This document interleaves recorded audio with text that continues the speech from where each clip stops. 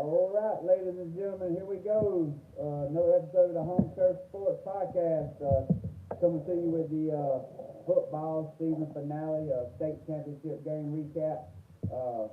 Me and Devin, I didn't watch all of them per se. I was in and out a little bit on. I did try to catch bits and pieces of almost every game. It was like it was a cold, rainy weekend, Devin, for the state championship games. What was one of your biggest observations coming out of this weekend? Yeah, before we get into that, tell y'all happy holiday. We're getting close to Christmas, and y'all, we having a little technical difficulties tonight with YouTube, so we're having to do this a regular podcast with no video tonight. Hopefully we have it fixed within the next week or so. But yeah, man, there were some pretty good games, I would say, for the most part. There was even a little fight going on in some games after the fact. Like you said, it was a cold and really wet one, but we got 1, 2, 3, 4, 5. We had 6 games played. I mean, some of them were somewhat close, and two of them really got out of hand towards the end. But we had Banbury Earhart defeating Lamar 35-21. Strong Thurman over Hampton County 26-7. Oceanside 28-7. That's a 3-peat for them. 3 years in a row. The battle of the South Side, man. South Point over South Florence, 35-14. Northwestern all over Irmo, 55-13. And Duxford was all over Somerville, 40-20, man. So I mean, you look at those 5A, both of those games, and that South Point game too. If you really watched them, they would really got all out of hand, really in that second half. Yeah, man. I was just sitting here thinking. It's really the biggest. Do you think any of these games were really a surprise per se for who won, or was it pretty much chalk, or what was your biggest thoughts coming out of the games this week? What were you surprised that you did see, or surprised you didn't see? Well, we both said. I want to say I can't remember, but let's see. I think we took Lamar. I know I did take Lamar. And I think We both actually took. took Lamar. Let's see. That means, like I told you before, even going into Friday, I think I told you Friday morning. But Banbury Earhart was averaging like 530 yards of offense. Is that right? Is that what I told you? Yeah, it was 500 and something. I'm pretty sure. But I think my biggest surprise would have been I think the way Northwestern was handled Irma. Well, see, I was gonna get all into that. I was gonna really talk about the game individually, but that was we go into that one. That was a crazy game because that one there, I mean, he called the dollars off. I mean, they probably could have put 80 points on that. I'm not even joking with you. Yeah, I mean, I did catch some of this game. I mean, I think me and you might have been texting back and forth. I know during the South Point game was, but yeah, I kind of thought this game would be a little bit closer. Irmo defeated Oceanside early in the year. Oceanside beat Duxford. So I said, well, Irmo, they got to be a pretty good ball team. I'm not saying they're not, but I think sometimes once you get 2 or 3 scores down, you start doing some stuff that you normally wouldn't do, and then it kind of snowball on you. And I think that's kind of what happened in this situation here. I don't think that Northwestern on 9 times out of 10 is 40 points better than Irmo. But you are what the score says you are this week, and Northwestern really put BCA to Irmo. Man, that was my biggest surprise when I seen that score. I really thought it was a misprint. Yeah, I was looking at this game.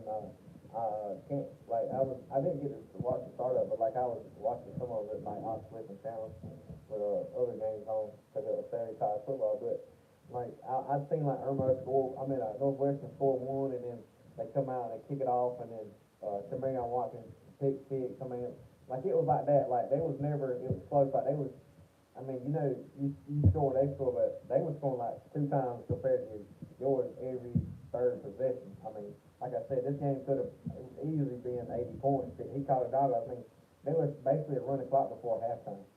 Yeah, I mean that's really hard to imagine in a state championship game, man.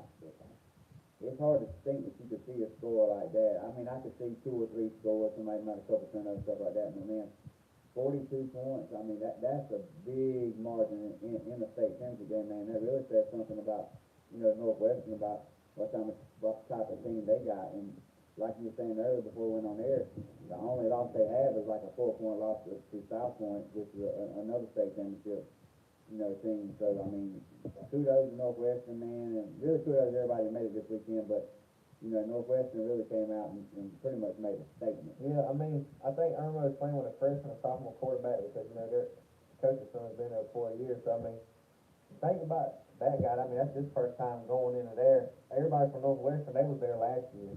So, I mean, I look for Irmo to be back maybe in the same position next year. I mean, everybody else here, Oceanside went there 3 times and won it 3 times. Northwestern's back to back. South Florence has been there for the past 4 years. The game I wish we really could get matched up with Dutch Fort and South Florence. I think that would have been a game of the year. Yeah, I wish there was some kind of I ain't say tournament where the 1A teams would compete, but at least 5A and 4A, they got Well, I think it's 5A with your 2 state championships apiece. Maybe they should play each other in just to see who, another game. I think there should be a rule where like the teams that just play for state championship, they go ahead and play week 1 of the following season. Like it'd be open and like they rematch. Cause like, let's say if you beat somebody with the seniors and stuff, whatever, you got your class. Okay, let's see what the type of teams is gonna be for the following year. You'll know really early on how that season will pan out.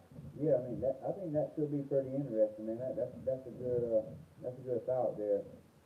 But I mean, I'd like to see some of the 3A teams play some of the really good ones. Which I mean, hey, you get into. I mean, we don't want to jump into it right now, but Oceanside, I mean, they played both Irmo and Dutch Fort this year. That's what I'm saying, man. We were talking about they was battle tested.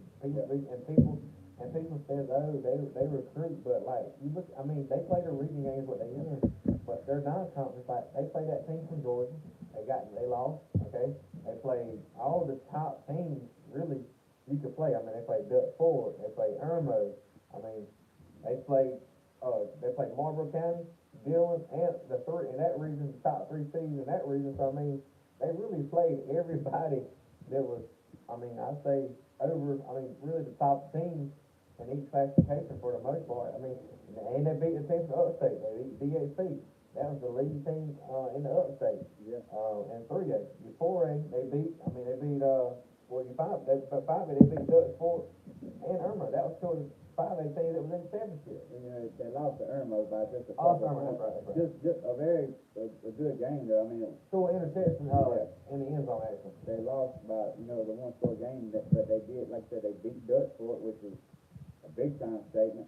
I mean, and then just their playoff run, man. I mean, Marlboro, Dillon, Lois, DHC, four weeks in a row. I mean, they definitely earned it. I mean, they didn't get a cakewalk into the state championship. I tell you that. No, they definitely earned it. They took every step they had to take to get there. But man, I think it was pretty all even matchup. Really, I don't think nobody was really overpowered nobody. But I say the Oceanside game and the Bamberg game and the Hampton County game, I think those 3 games are all in the rain. I really would have liked to see those games on regular field conditions. So I feel like maybe both teams should have did something different. But I was going to talk about how you get beat and then you start a fight. Yeah, I mean that's a bad look, man. And I mean I've seen several people saying it on the internet, but I mean to be fair, you almost got to suspend both those teams from the playoffs next year. I mean that's just a precedent that you set, and if you don't, I mean that's a big statement you're making by not suspending those teams. But I mean, Some of the players probably won't. be back, but I mean there's a lot of players on the team that if you leave the bench, you're supposed to be suspended, and they may give them a game or 2, forfeit or something like that, man. But to be honest with you, I've seen them. They did Marlboro like that. They did Northwestern like that. They did somebody like that here recently. I think Wilson might have got a playoff ban a few years back. But it's been something happen here recently at other teams that having post-game fights that, they got, you know, just a playoff ban, and I think that, I mean, really, I mean, I hate to say it, but you almost got to do it next year to be, just to be fair across the board. Well, and, I mean, they ain't really no different than people that have ineligible players. I mean, it all really falls down under the same criteria. You look at like Gray, well, they didn't get the coach got to sit for like 5 games. I mean, there's different stuff that they was practicing during the summer, and then some teams had an ineligible player, they had a postseason ban. So, I mean, and I think, it's gonna be hard to see what the high school league really does about this. I think there's got to be some type of punishment, man, because the worst part about it is on TV. You know what I'm saying? It wasn't just like a regular Friday night game where there ain't nobody watching on TV. Everybody really in South Carolina has got local TV providers, and you watch high school sports and you was tuned in. I mean, you never really people saw that on there. Yeah, like I said, it was a bad look. It spilled over onto the sidelines where the cheerleaders were. I mean, Fans, I think fans hopping the fence. I mean, it's just a bad look, man. And like I said, it's interesting. I'm definitely gonna be following it to see what goes down. I mean, cause I think there's a lot of people out there that interested in this and see what happens, and I don't think they're gonna let it go just that easily without the high school league doing anything.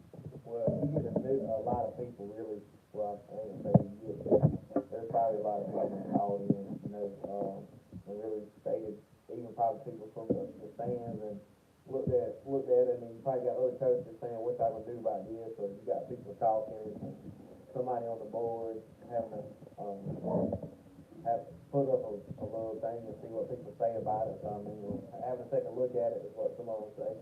So it is going to be interesting. I think it's really a bad look, but I mean, Oceanside has been there, man. They've been there 3 times. They get it done 3 times in a row. Overall, I mean, they played a good game. That game early on was back and forth. There was a lot of fumbles. Like I told you, there was probably 4 or 5 fumbles back and forth. I mean, it was raining hard, so I mean, really, they didn't really slack up early, really to the end, but I mean, Oceanside plays they were scoring on was the deep balls early on. The 14 or 15 points they got was really the deep balls, and then they really just counted the rock. Yeah, I mean, I think you told me that. That's the game. That's really the one game I didn't get to see much of because I was at work when this game started, and then I gave you a call as soon as I got off, and you were telling me about all the turnovers back and forth early in the game. And it's bad. You hate to see a game like a state championship game had to get played in those weather conditions, man, where you really don't know. Everybody will say, yeah, Oceanside's the best team, but you really don't know if the best team won because the conditions didn't allow for both teams to be at their A game, man. I don't like having to play like that, but I understand it's football. You know, that's just it is what it is. But in the state championship game, man, you really want to see it even playing field, man. Yeah, you do. Especially like for the DC ring. I mean, so. But Oceanside, like I said, Oceanside has been there 3 times. I think it's time to move them up to the next level. They had put them in 4A now. I mean, they started in 2A. They won in 2A. They won in 3A. I mean, it's kind of like you've seen what Gray did this year. I mean, Gray made it to the playoffs. Then you start running into reality and things that can out-field score you and out-beat you really straight up. So, I mean, I think you will see here in a few weeks before Christmas, you'll see these new realignments come out, and some people might be shocked. I mean, I wouldn't really be shocked if they stay down because their attendance on. Yeah, I think they're going to probably going to cut a few non-starter athletes, keep their attendance down so they don't move up. Yeah. But I'm just kind of joking. But I have been hearing rumors that Dillon, you know, they're really actively trying to get moved down to 2A. I don't know how you can do that, but maybe it's not accepting any other students from outside. But I have heard a couple of people, you know, talking about that they were actively seeking to move down to 2A. Well, you don't win in a long time, man. You try to find, they give you an inch, and you try to take a mile. You get down back to win a race. I mean, you know, there for a while they were calling themselves BU, they was powerhouse, but I mean, really this past, I don't know, 2 to 3 years. Yeah, it's been a while since they won one. Really been like Gillen Middle. When it comes to playoffs. Yeah, I mean, like I said, they get it done in the regular season, but, I mean, they ain't gonna disown those guys, I mean, they got some ballers down there, but I mean, sometimes you run into, like I said, people that can really out-athlete you at every spot on the field. I mean, and sometimes it just happens, I mean, Yeah. you look at these other kids, I've witnessed it with us going on the Oceanside 2 years ago. I mean, we don't got no kids committed on our team. And you go down there, they got 18 players and 16 of them committed. You get into the extra innings with them. They call a pitcher out to bed at 1 a.m. We're in a rain delay for 2 hours. He comes in there and throws the last inning. And this kid was number one. I mean, number one usually plays almost every game. He was at the house too, probably on TikTok scrolling. I don't know, on Snap or something, FaceTime or something. Hey, let me go throw this in, and I'll FaceTime you back in about 45 minutes. And thing about it, towards the end of the game, man, and after the game, we walking back to a bus, and this dude, he remote starts his car from out the field, and he's driving a Porsche home. I mean, you just gotta think, man, what are we doing wrong here? I don't even know how it's really, fair to compete with teams like that. I mean, they go to school for 2 hours and they get to practice, and they home by lunchtime, and we still eating potty meat sandwiches. They eating like, I don't know, full on steaks and stuff. Yeah, it's wild, man. That's not some kind of rule against that. Where if you start the game, you should be on the on the scorecard when you turn in. You don't have to be there. I know, but it's wild to think that's not the case. Yeah, like I said, I've never seen it before. I've witnessed it. I mean, what you tell your team. I mean, we really threw everything at the end we could. I mean, it was 2-2 going into the 13th inning at 1 o'clock in the morning because of the rain delay, and we didn't want to come back all the way back across the next day, and then they called somebody out from home to come pitch for you. So I mean, and they beat you on a blue pit over third baseman's head. But I mean, it's hard to tell you guys. I mean, you battled. I mean, what else can you tell them, man? Yeah, I mean, yeah, that's like I said, that's just wild. That's just some of the stuff you have to deal with when you play in these collegiate academies or prep school, whatever you want to call them. But I mean, right now that's just, I mean, that's what we got. That's what we got to play with. But at least they did kind of open up the other transfer rules. So you can play in the high school you want to. So maybe that levels the playing field somewhat. But I mean, in reality, it kind of don't. It kind of don't. It really hurts the smaller schools. I mean, you're gonna probably lose the best players. Yeah, and I've witnessed that one too. I mean, you lose a player to one of these schools. I mean, that maybe is gonna be a really effective guy and play different roles in your lineup for you. And like I said, it really sucks for the small schools. But you can't go to these collegiate schools and guarantee yourself playing time. Yeah. Both of us, like I said, we're big baseball guys. I know we're kind of getting off on a tangent about baseball. This podcast probably get a little more interesting when baseball season starts. So we really both have a lot of inside information and a lot of coaching connections and stuff that we can talk to during baseball season. I think baseball season will be really fun on this podcast, man. And I ain't trying to jump into that right now. Like I said, I know we both got off on our little soapbox there, but it's gonna get real fun, I think, for baseball season. Yeah, first scrimmage on like February 10th. So hopefully, That's 2 months, man. 2 months now. That is 2 months now. Hopefully we can start getting some people on and get some previews going in. I'm ready to start that and get some schedules out and some games to look forward to. But man, I say congratulations to all the champions that won this weekend. You did it fair. I don't know if you did it fair, but you did it square. Yeah. You did it. Got some really big rings coming for you next year. Yeah, like I told you, even if you lose this game, you can always say I experienced the drama leading up to the week. The people coming out to the school to maybe if you're one of the top players to interview you. I've seen some people getting interviewed that probably ain't got interviewed all year. So, I mean, that's cool. You get interviewed to local TV and everybody's seen on the 5 o'clock news. But it's really time to close the chapter on high school football, this, season and really go on, to the hardwood.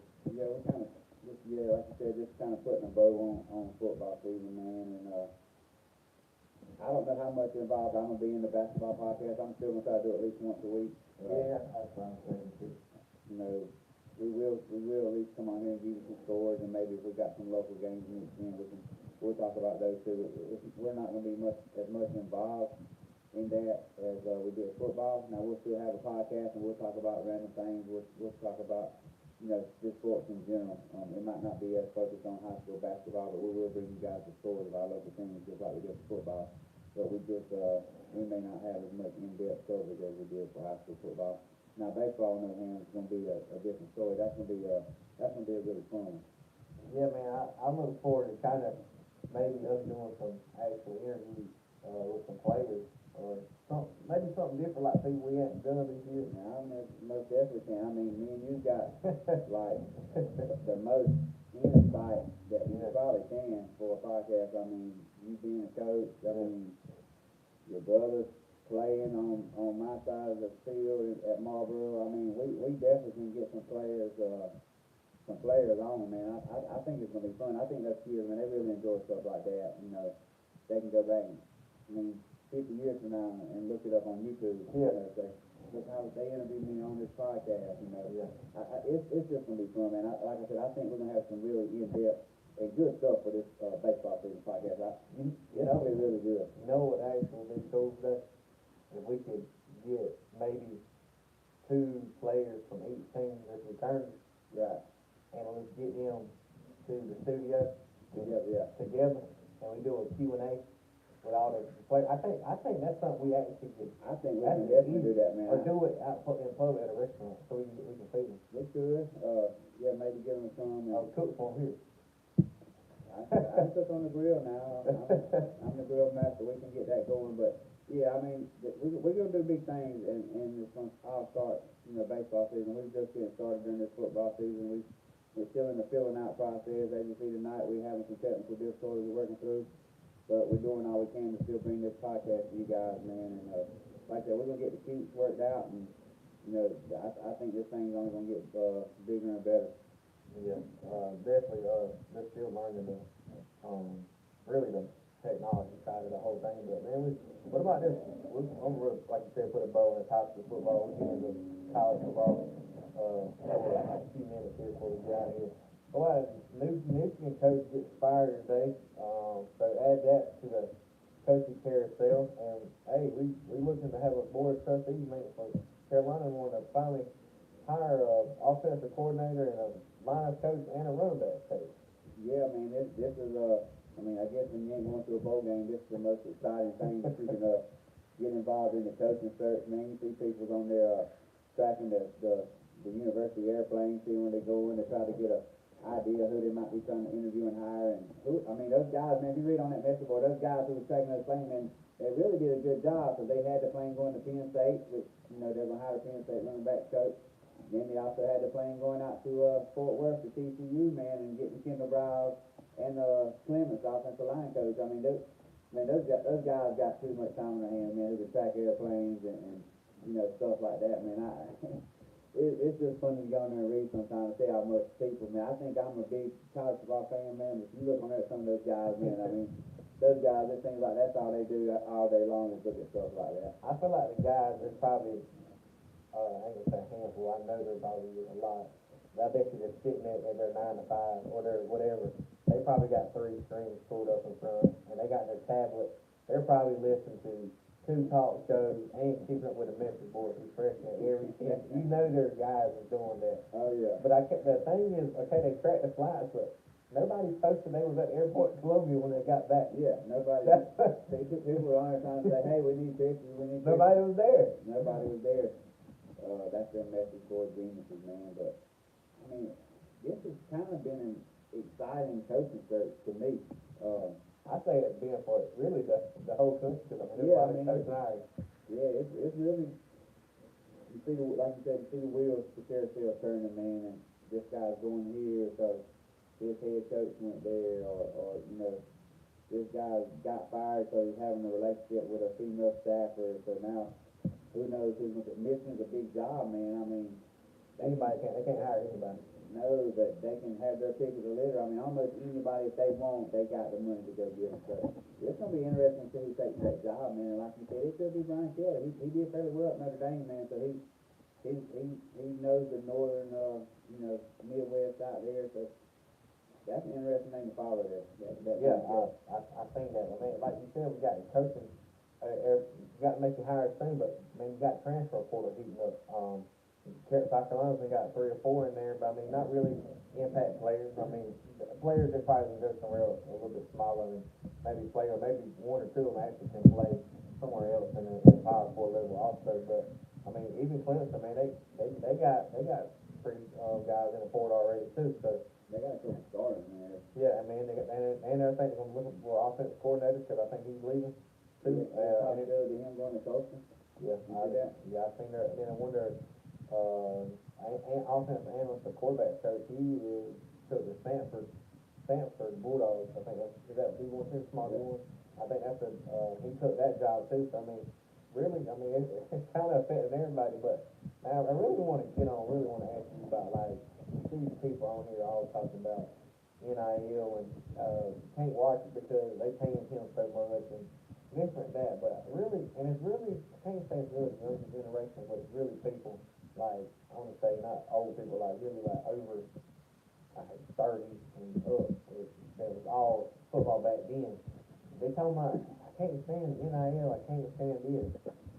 What do you do with your job? If somebody's offering you $20,000 more, or these players are that, what are you doing? What are you doing as a, I think that in my opinion, I don't care how much they pay them.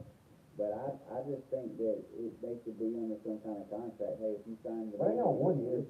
Yeah, but I don't know. There needs to be some tweaks to it. I know they're trying to put a cap on it, especially, I know in the SEC. It is a that cap. each team can only spend like $25 million. $20-some million. But I don't know, man. I just think it needs to be controlled a little more. I don't care how much money they make. I mean, good for them. But this is the big thing. You're mad now because people they giving the money out the front door. Nobody wasn't mad when they was handing it from outside the back door. There were some people mad. The people who trying to play fair. You know what I'm saying? I mean, now I think it's made it more even. I mean, I think it is more even because you got small things like somebody like Tulane that's about to go to Ole Miss. They wouldn't have been competing with him back then. Well, Ole Miss gonna beat them by 35 points this year. Yeah, I mean, and Duke was mad they didn't get the playoffs. Tulane beat Duke by 14 points. Yeah. I mean, I think the playing field for us was food even. I ain't saying because now guys like Alabama, Georgia, they can't just stockpile people 3 or 4 deep. Yeah, because those 5 stars want to play. And hey, if I can go to Kentucky and get $1 million to play, or come and get 50,000 and sit on the bench, I'm gonna go take that million and play right now. Yeah. So I mean, I think it's kind of evening it out. Now all schools don't have the same amount of money like. Texas is just spending crazy money on all sports. Yeah, so, I mean, look at Vanderbilt. When was Vanderbilt ever flipped a 5-star quarterback from Georgia and a wide receiver to Vanderbilt? I mean, it does even the playing field out some. I think that it'll all come back. I think the Blue Bloods, they're always going to be at the top. But it does even it out a little bit, man. And it's kind of good to see Vanderbilt having the season that they're having just because to let the other schools know that hey, it can be done. I mean, you got to be willing to put the money in and dig up the NIL. But I don't know, man. I think there's gonna be a lot of new teams into the playoffs that we normally don't see. What's your opinion on the top 12? You think they're the committee got it right?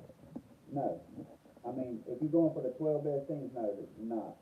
Now, if you want the way it's set up, did you take the 12 that you probably should have took the way it's set up? Yeah. But it's not the 12 best teams. There's no way that you can say James Madison or Tulane is better than Vanderbilt. It's better than Notre Dame. That's what I mean. I meant the 12 team, like the format, yeah, but not the 12 overall. No, the way it's set up, and really everybody's going to look at Alabama and say Alabama's going to get in, but they told everybody last year they're not going to hold a conference championship game again. Yeah, that's why I figured they was already in. So So, I mean, there's probably a couple, handful of more teams that have a case, hey, we could've got in, but at the end of the day, man, it's you know, I think Vanderbilt may have a gripe over Miami. They're probably spent the schedule probably tougher. But hey, I mean, if you're fussing about who was 12th or 13th or 14th, I mean, that's not that bad.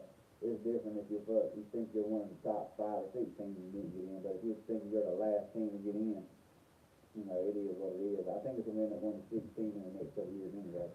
So, I mean, that's going to be a key point.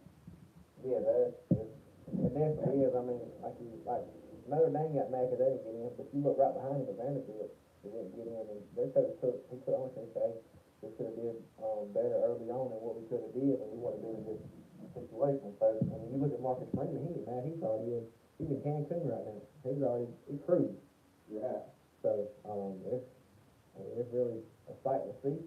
And I think it's going to be an eye opener every day from now on out, or even when they start doing his NIL. But I think it's cool, man. I mean, you telling me that really gives a lot of people like it's on the borderline of, man, I'm gonna hang them up. You know what I'm saying? Yeah. Hey, I'm Stick around another year. I mean, I'm not gonna go ahead and get some money. No, I'm talking about the high school kids.